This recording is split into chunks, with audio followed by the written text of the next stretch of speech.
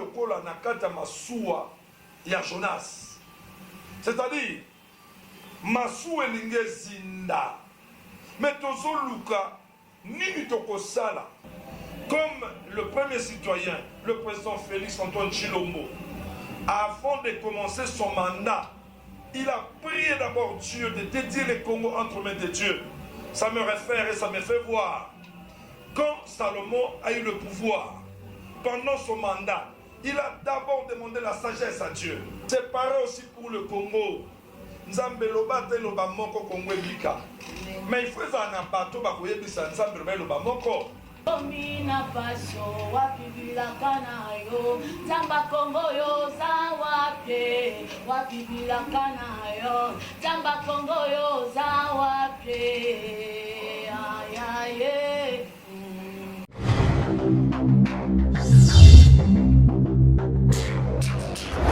Ipete maluki butu butu butu ntambe Ye ajiye lokote wo wo Nzamba lola ye ajilo kote wo Nzamba lola kasina liloba na yo Nzambe ye aloba kibamishe nalingi aloba liloba moko kongwe ko bika Nzambo yo balimite koya nango Nzamba lola kondana sekwe Papa ne ayaye Papa yola kakinga ilibala ya malonga Yesu yola kakinga ibotombo minalo tomo Kino lelonga na monito Zamba lola Kino lelonga na monito Papa bana salanga ina tatola yo Salanga ina tatola yo Kongwe tatola yo Kimye kota na mboka nanga Kimye kota na mboka nanga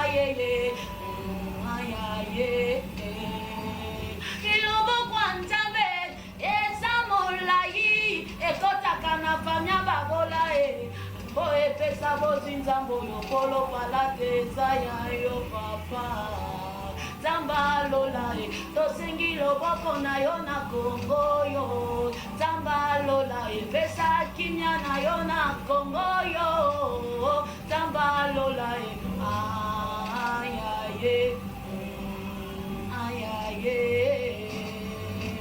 Papa yo bikiza kimoto mokolo asabanzabe Bikita kimoto mokolo asabanzabe eninga kikola kisa Yesu mobeko ninyangwe kotelemela yo mobeko ninyangwe tokanga Congo Nzamba lola oele kikongo ya Nzamba lola na makasio Papa sala Congo Congo ebikae tozana mususu te kaka yo Nzamba lola yo kakolela ya banana yo Nzamba lola ayaye ayaye Papa yo salaki na bantoma Papa yo salaki na Daniele na libulu ya kosi Nzambo yo Papa yo kangaki bakosi kanga bakoso yo bazonyokola Congo Congo elonga Nzambe Nzambe nangaye Papa bane Nzamba Congo zawapyo tobeleli loboko na yo eza mokuse te papa yako pesa kimya na mboka Congo ayaye ayaye ayaye ayaye Papa yo bikisa kimoka katani oyo Nzambe na pisina Betsaida Nzambe azalaki na mototo ya koka kikopaka ye na mai Nzambo yo kasi tango ya kiolobaki na yetelema pekende mobeko ninyangwe kotelemela Congo Nzamba lola e wapibilaka na yo e yosala na Kongo yo e wapibilaka na yo e yosala na Kongo Zamba lola e papa yo tambola kilikolo ya mayo Yesu yo tambola kilikolo ya mayo tambola likolo ya ba problème nanga yo Zamba lola e namona pelonga e Kongo elonga e papa Kongo elonga e Kongo elonga e papa Kongo elonga e papa e ya ya ya ya ya ya ya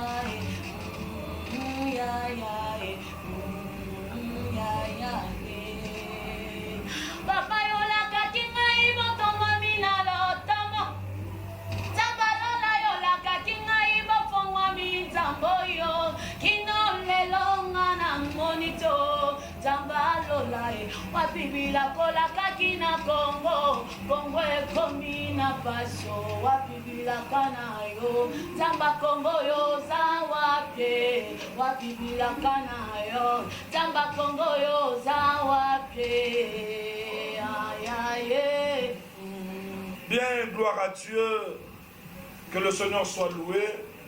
Et partout où vous êtes en train de nous suivre, cela dépend de l'heure à laquelle vous allez suivre cette intercession pour la RDC et pour notre président Fachi dans votre chaîne, dans notre chaîne que nous aimons très bien, une chaîne qui nous donne des nouvelles et une chaîne aussi qui, par sa curiosité, nous révèle beaucoup de choses, jusqu'à telle enseigne qu'aujourd'hui, dans cette chaîne, Image Yakongo TV, Dieu nous a fait grâce, Batunion sur de partout, nous ne pouvons pas être des ignorants, mais de comprendre aussi la situation que traverse notre pays, la RDC. Alors, la pensée que Dieu m'a donnée, ou le fardeau que Dieu m'a donné, le Seigneur a mis à cœur votre humble serviteur, l'apôtre Chibin que vous connaissez de partout dans le monde. J'ai un fardeau par rapport à tout ce que le Congo traverse. J'aimerais que tous les Congolais de partout, Baïmboka comme nous disons, Banamboka partout, tout ça, même pour 10 minutes, même pour 12 minutes, même pour 14 minutes, disons quand même un mot à Dieu par la prière. Pourquoi? La prière est une force. La prière élève. Comme on dit, la justice élève une nation. Moi, je dirais aussi que la prière relève une nation. Pourquoi? Exemple, Bana Israël, c'est comme le Congo et les Congolais. Peu importe ce que nous connaissons, ce qui se passe, ce qui te le lit, je pense que notre président Fachi, c'est un modèle extraordinaire. Le président Nyon se va précéder dans Mboka Oyo.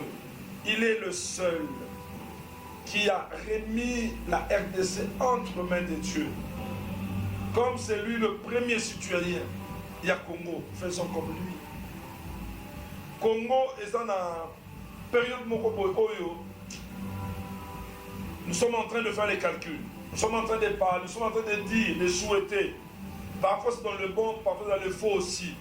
Mais, Nathalie Bachène et Belé, mission Belé, l'Esprit de Dieu m'a dit non. Il y a quand on a l'organisateur à prière, même en pour 12 minutes. Si on a le sambo il y a 1 minute, nous connaissons qu'est-ce que le centenier avait dit. Dis seulement un mot. Mon serviteur sera guéri. C'est pareil aussi pour le Congo.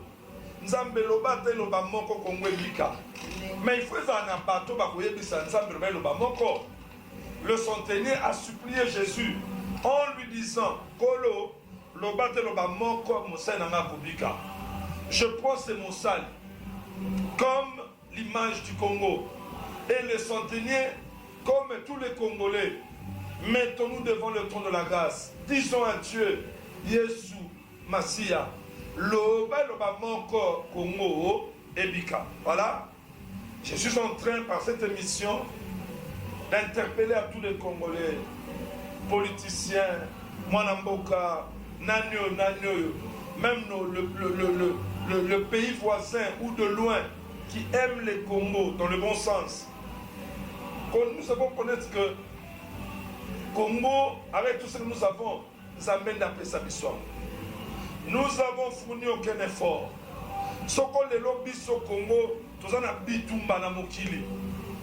Mokili mobimba. Et ce que la bozuna biso. Ce n'est pas ce que nous avons fourni les pédrabakoko na biso. Batata na biso. Biso moko. C'est Dieu qui a fait ça. Alors tout qui ne met pas dans Nzambe. Tout le monde dans Nzambe. Mais ça va se passer par la prière. J'ai aimé cette pensée.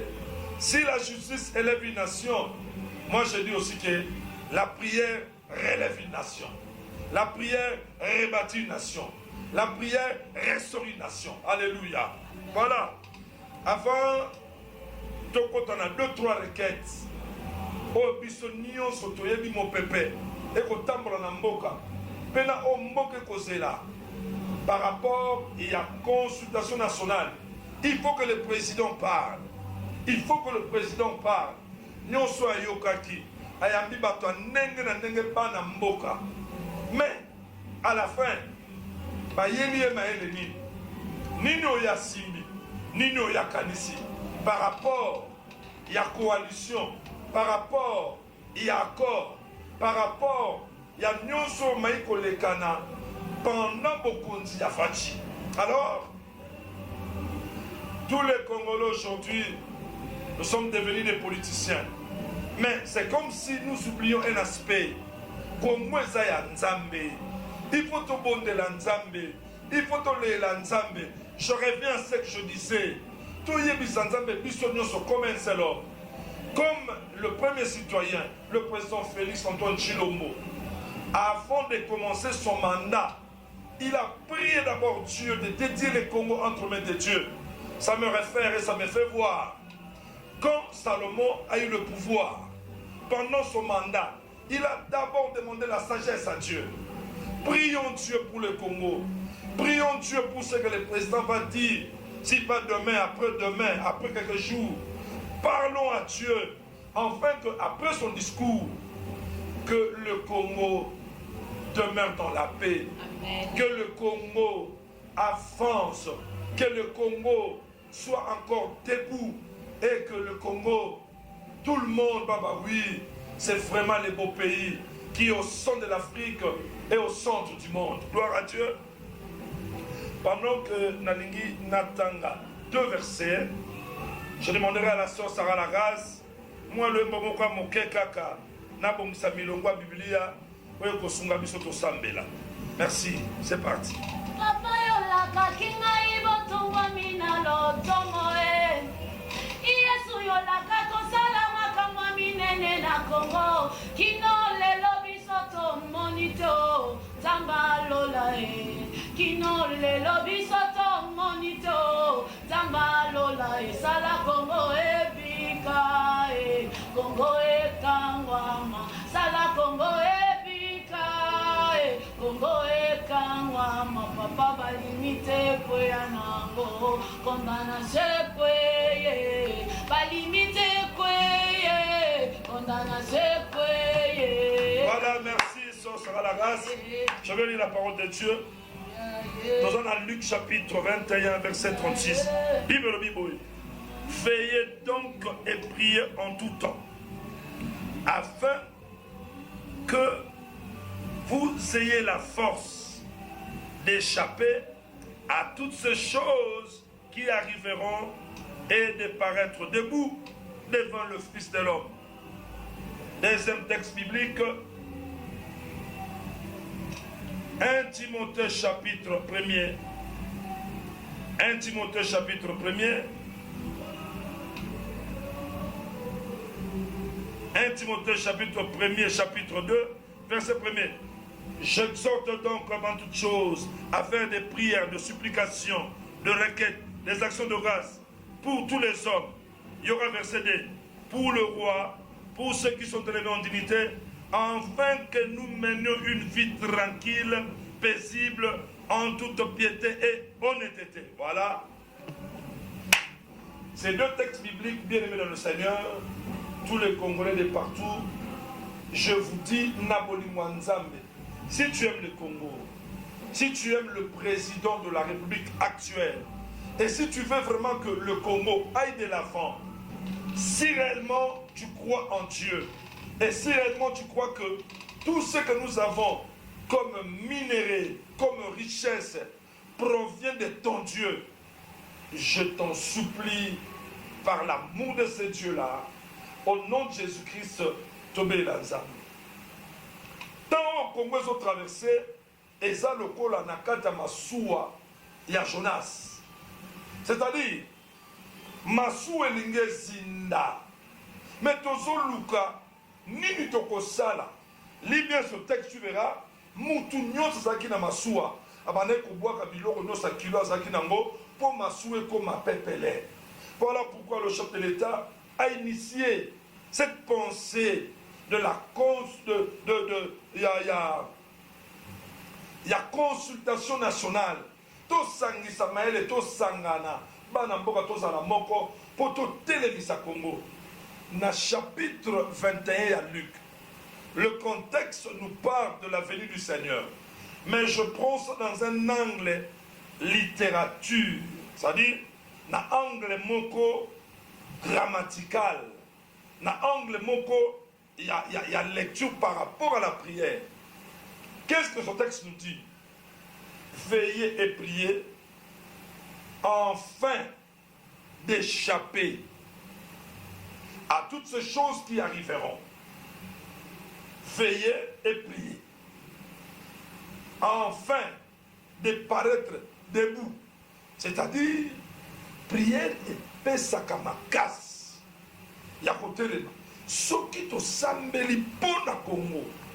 Bana mboka Congo. Pe balingi. Ya Congo. De partout tout ça. Je vous dis la vérité. Mboko ekotelema.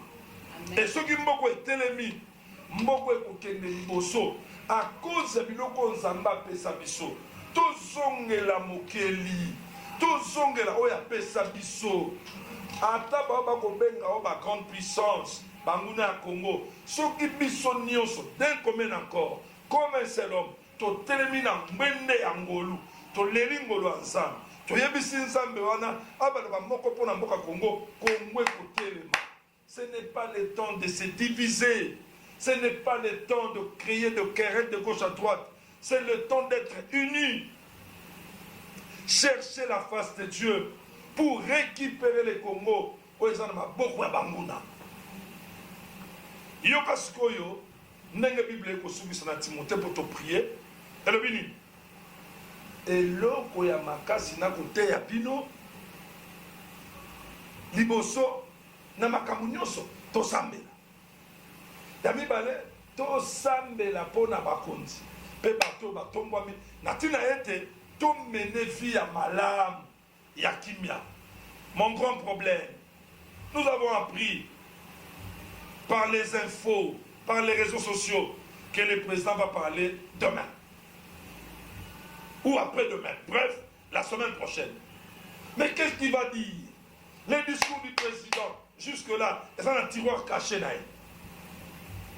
Tangwa Koloba, Mboke Kosandeni, Nesengo Nakimia. Voilà pourquoi j'interpelle à tous les hommes de Dieu, même à culte Nabisu à lobby dimanche. Première requête, tous les pasteurs de Roland Nabiso le loto lobby na Tongo. Première requête, to sambela pona mboka. To boy makila na mboko. To boy ko benana, to boy kili kili. To za déjà na monguna moko corona. To ko ka pe nungu nungu. O ba kokana. O ba ko fungo. O ba kokana. To lembi confinement, déconfinement. Et comme on va moi nzembo. Na période asuka mvula. Bakanga. Mais batobo konzi ya molili na suka mvula nde basaka la sacrifice. Nous refusons ces choses. Voilà pourquoi nous devons prier pour le Congo. Je suis à la fin. Dans les moutuno sansananga, nous peut attendre 2 ou 3 requêtes kaka.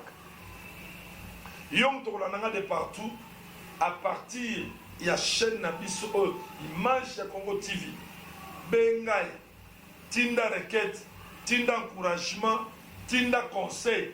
Nyonso ekosunga biso mbala sima lisusu kaka na chaîne tokobondela Zambe apambola bino.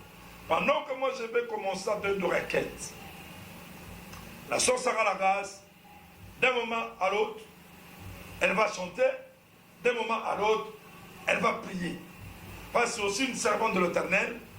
Oyo, avec le temps, tu vas découvrir rien. Voilà, tu vas dire moi le Mbomouké, sœur Sarah Lagasse, et nous allons prier pour le Congo et pour notre président Fachi. Oya kumbi mokumba mobimba ya mboko Congo. C'est parti. Basantoto tombola mingongo Zambe nanguya akusala Alléluia, Alléluia, Alléluia na Yesu. Oh basantoto tombola mingongo Zambe nelonga apesa elonga Alléluia, Alléluia.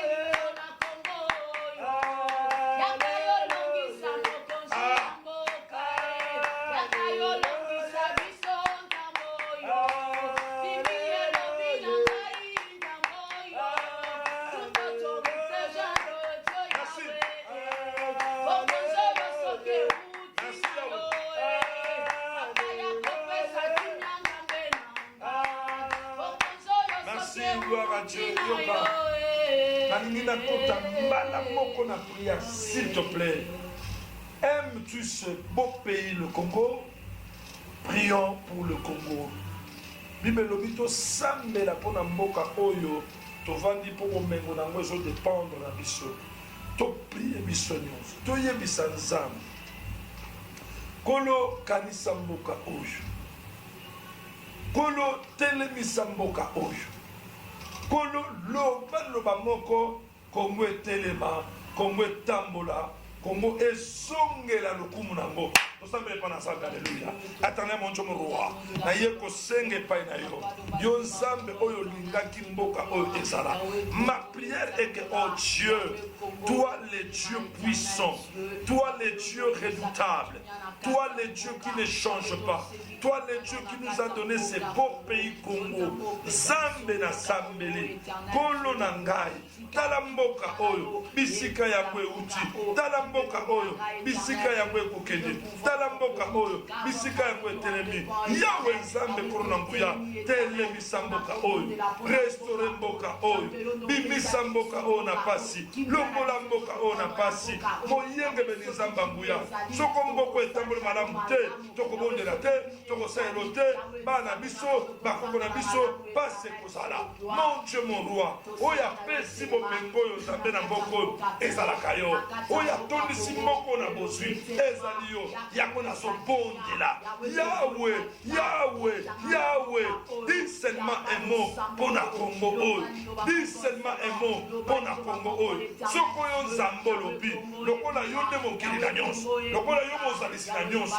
Je crois que ce Congo sera restauré et ce Congo sera debout au nom de Jésus-Christ. Gloire à Dieu. Bien aimé, dans mon introduction, j'insiste. Aimes-tu le Congo? Si tu aimes le Congo, s'il te plaît, nayebi nyonso lobi, nayebi nyonso diskito swani. Tant que tu peux bundi, est-ce que tu as pris le temps de dire à Dieu 2 mots pour le Congo? Si tu n'as pas eu le temps, au travers de cette émission, prions pour le Congo. Nalingi to sambe la boy. Tous les Nzambe, mawa na ye tolela nzambe kimia na ye na mboko yo Congo. Nous n'avons pas besoin que le sang coule. Nous n'avons pas besoin d'entendre les bruits à Massassa Balokito, mais que le Dieu de gloire s'élève. Oh yo so monguna Congo zamba kutana ye. Oh no so lingi makile tanga zamba kutana ye. Tout le monde est par ensemble. Alléluia. Mon Dieu, mon Dieu, mon Dieu, mon Dieu. Zambe na eko senga na yo. Na beleli kote pai na yo. Zambe ya lola. Zambe ya lola. Kimia na yo. Kimia na yo. Na kati ya mboka oyo. Na sengi na yo zambe na kai. Na kati ya mboka oyo. Toza na besoin ya makila kotanga te. Na kati ya mboka oyo. Toza na posa koka lokito ya masasi te. Ya mandoki te. Mais posa na biso za nzambe. Kimia na yo. Kimia na yo. Kimia na yo. Na kati ya mboka oyo. Na kombo na Yesu Masia. Na kombo na Yesu Masia. Na ye kombo lepa na nzambe. Bato nyonso basangani, bato nyonso bayokani, na butu pe na moi, mpo na pasi ya Congo, Nzambe, banguna ya Congo, na boto yebi te, Yawe, oyo balingi Congo ekoma na pasi, oyo balingi Congo ezinda, oyo balingi Congo ebeba, bazala bana mboka, bazala bapaya, Yawe, na butu ya lelo, kutana na bango, na tongo, kutana na bango, na moi, kutana na bango, na midi, kutana na bango, na pokwa, kutana na bango, Nzambe, ngai mosai na yo, biso bana na yo, na boba kolanda, Nzambe na ngai, losambo epolaka te, baba kobonda na tongo, yo kabango, bakobonda na butu, yo kabango, bakobonda na ngonga nyonso, emission ekokomela bango Nzambe, yanola, sala, fungola, bikisa, banguna ya Kongo Nzambe, balonga te, longisa mboka oyo, na kombo na Yesu Masia, na kombo na Yesu Masia. Nalingi na pesa reketa suka. Il y a beaucoup de requêtes pour prier pour le Congo, mais par rapport à notre temps, nous avons des informations. Après la consultation, après les discours de notre chef de l'État que nous attendons nous tous, qu'est-ce qui va se passer? Nous ne savons pas. Politique, et comment on va faire mais c'est Dieu. Tous on n'est pas ensemble. Na minute, nous sommes Nzamba epi. Mais tout yebisa Nzambe. Moko Nzamboka na biso Félix Antoine Tshisekedi. Yenda na maloba. Mokumba nyonso pene. Yaro kaneti mboka penalty. Tirka moko de changer makambo. Dieu ça ce qu'on Nzambe. Discours yo yebia. Oye se lengera bina tiroara moko Nzamboka président Félix yo yebia. Oyebi peni na koloba. Memboko yo Congo Nzambe. Soki maloba ya mabe. Oye kopesa mo pepe moto na mboka. Mo sapi na yo Nzambe. Efase yango. Soko ekoya na kimia na mboka. Mo sapi no Nzambe ekoma yango. Mokonzi ya anke correcteur ezaka Nzambe. Toyebisa Nzambe. Mwanya na yo. Maele na yo. Na mokonzi ya mboka. Papie wana. Nzambe akomaki 10 commandements na musapi na ye. Iye muka koma discours wana. Nzambe akoma. Tamba yaki na mwasa ndumba. Bible obiye so sa nini. Akoma na musapi na bele. Koloba musapi ya Nzambe ekoma discours wana. Sima na mokonza mboka président Félix Kotatola yango. Mbokeza na kimia, mbokeza na sengo. Peut-on mona espoir ete ya solo na mikolo to bambula o mokonza mboka Félix Antoine to atika nango to so espoir kote mboko yo ekoleka te États-Unis on ne pas ensemble. Alléluia. Moyenge beni Nzamba Yesu Nzamba bantoma Nzamba basako yoka kona biso bana Congo. Nous avons appris nakati ya ben faux tomona kibiso moko ba imboka ndenge nini consultation des Kanaki. Mais qu'est-ce que le président et ses conseillers, avec tout ce qu'il a écouté, vont dire? S'il y a des choses qui vont troubler le pays, s'il y a des mots de phrases qui va encore mettre le pays dans des difficultés, dans des situations. Je te prie, Père, de la même manière ton doigt a écrit les 10 commandements, toi-même, écris et impose ce que ton fils, le président Félix, dira. De la même manière, oh Dieu, on a amené cette femme adultère. Pendant que les gens l'accusaient, toi tu écrivais par ton doigt sur la terre. Je te prie, Seigneur, mon sapinayo et coma. En fait, après ce discours, que ce pays ait l'espoir et la joie d'avancer et d'aller de l'avant. Na sengi pe na bondeli, na kombo na Yesu Masia. Oya za mokonzi. Pendant que la sœur Sarah, la grâce, moi le moissé, nous sommes sur Topé sans âme, merci, na intercession, autre bondeli, on a mboka, mais pour la mokonza mboka na biso, Gachi, bondeli, oyenge beni, Zambalola, na pesio merci, Odan Zambe, Yamakasi nyonso. Soki liloba moko yo kakobikisi. Ebongo epela malobo tolobisa. Toyi tomona ngolu na yo. Tangu tokomona yango. Tokosanga te kopambola yo. Olobi na makomi, tout ce que vous demanderez en priant, croyez que vous l'avez reçu et vous le verrez s'accomplir. Zambe, nandimi, nenge discours oyo, eko tatolama, mboko eko na kimia, mboko eko espoir, yaboke liboso, na kombo na Yesu Masia, nde na bonte liboye. Merci Seigneur. Merci Seigneur. Amen.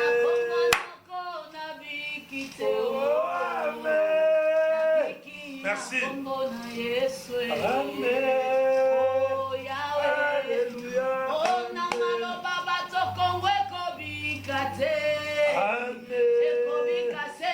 Alléluia.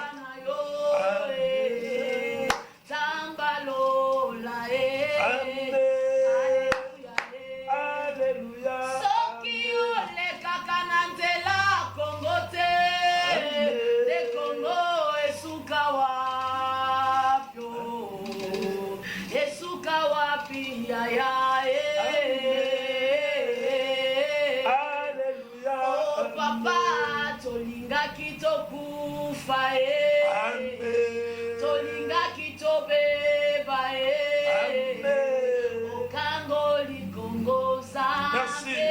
Merci à la grâce. Donc, portez-vous bien là où vous êtes. À la prochaine avec la sœur ou la servante, la patrona Miandabu Mukonzi. Il y a chaîne Image, il y a Congo TV. Un grand merci aussi à la sœur Sarah Lagarde. Je crois que en 2021, ne Kisasa, Congo ya Sika Oyo, Namokili, Togoyeba et Lisusu Malam. Que Dieu bénisse, portez-vous bien. Bye.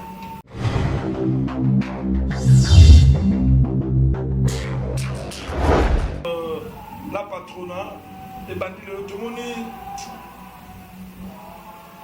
Moi, mon boulot est communiqué dans Mboka. Nazwa kita dans la prière et Dieu m'avait dit à cœur, na place, il y a biso nyonso, surtout basali ya Nzambe, tokota na kata politique, tout ça boye. Ba ba koti ya mabete lisumute, mais basusu pe bazo mukumba wana ya kolela Nzambe pour na Congo. Voilà pourquoi on a mandé une intercession pour le Congo et pour le Congo. Déjà,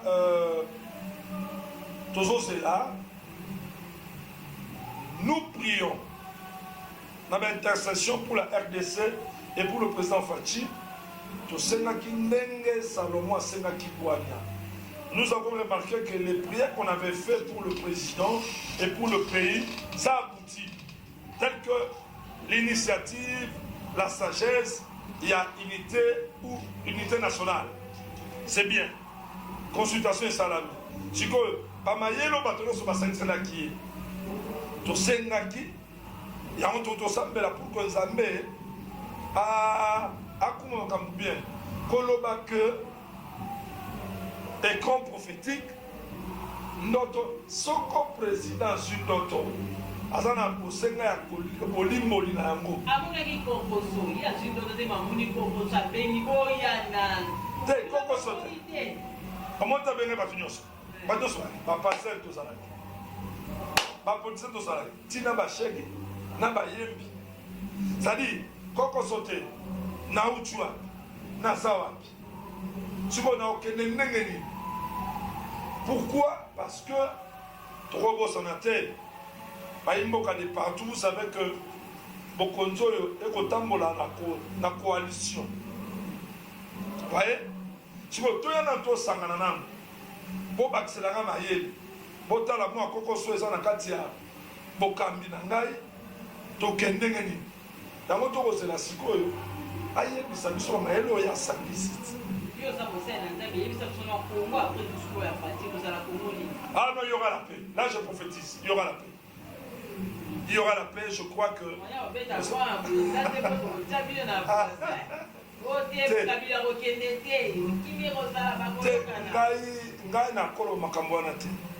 Pourquoi? Parce que maman Yvonne, il faut tout y battre le komoko. Nazoba mikolo na bitu tozali na trois sortes de politique. Un, vraie politique et ça réalité oyo batu oyo baza na bokonzi. Président Fachi, accord na ye na président sortant Kabila, na batu na bango, bayembi ba réalité. Ne politique amala oyo solo to yebi ya lelo. Deuxième politique, eza politique oyo ya wenze. C'est-à-dire, oh mon parlement debout. C'est-à-dire, bilokota lokota. Troisième politique, les abus sur toi musika. Les asco politique moko ya imagination. Pour ce monde entier, ce qu'on passe à l'iboi. Ce monde entier, ce qu'on passe à l'iboi. Politique moko ya imagination. Mais dans quatre, il y a trois dimensions politiques. Il y a l'obazambe et quoi faire ma campagne.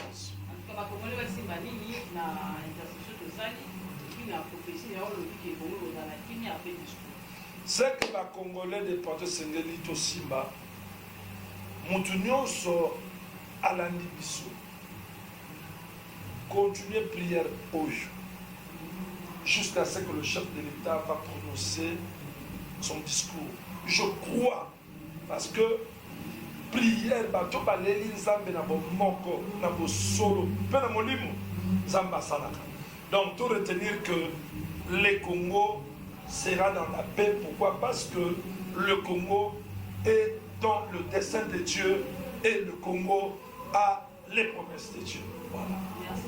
Nzamba papa.